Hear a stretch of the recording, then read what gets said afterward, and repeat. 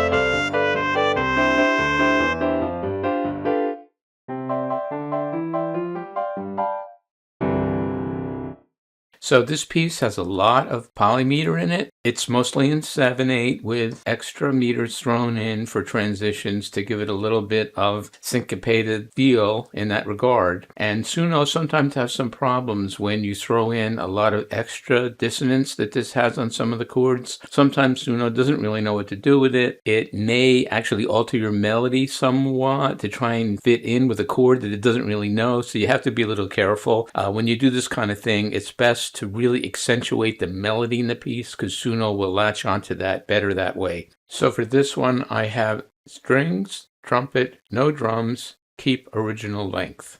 I set weirdness to 0, style influence to 62%, and audio influence to 99%. When I import my audios, I generally like to keep the audio influence high, style kind of in the middle somewhere, and weirdness play around at the very low end.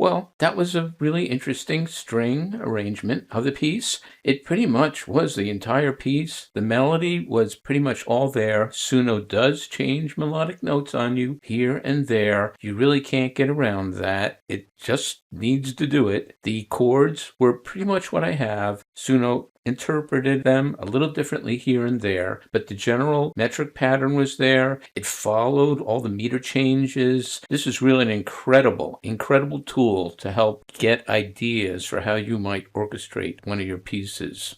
And I can take the MIDI that this generates, though sometimes Suno has some problems generating MIDI, and I can throw it into a DAW, put my own sampled instruments on it, change some notes around that I want, and that could be maybe an acceptable demo that I could create for this piece. And one of the nice things about doing this is Suno gives you really nice humanization of tempo. It'll have all these micro tempo changes throughout the piece that gives you a much, much better human feel than you could ever do with the humanize function in a DAW.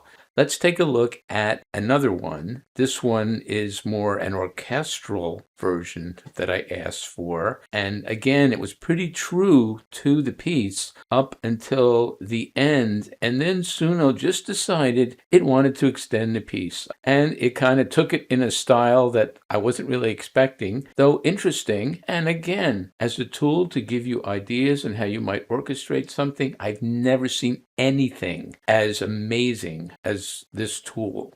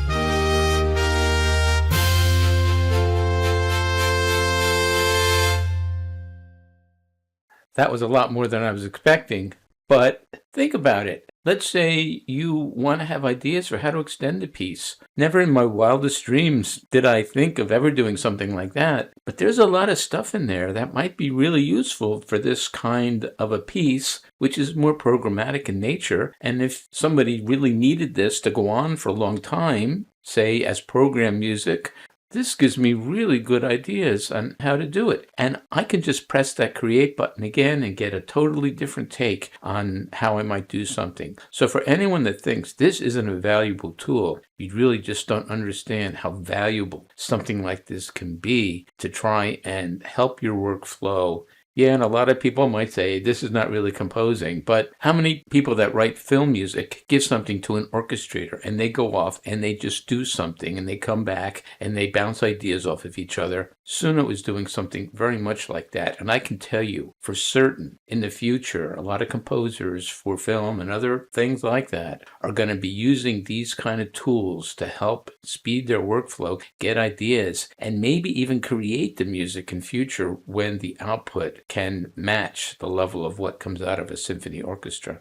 But even symphony orchestras for film now, composers are adding samples, they're adding synths, they're augmenting that symphony to make it sound bigger, to make it sound more grandiose, whatever. Technology is encroaching in this field, and it's going to continue to do so.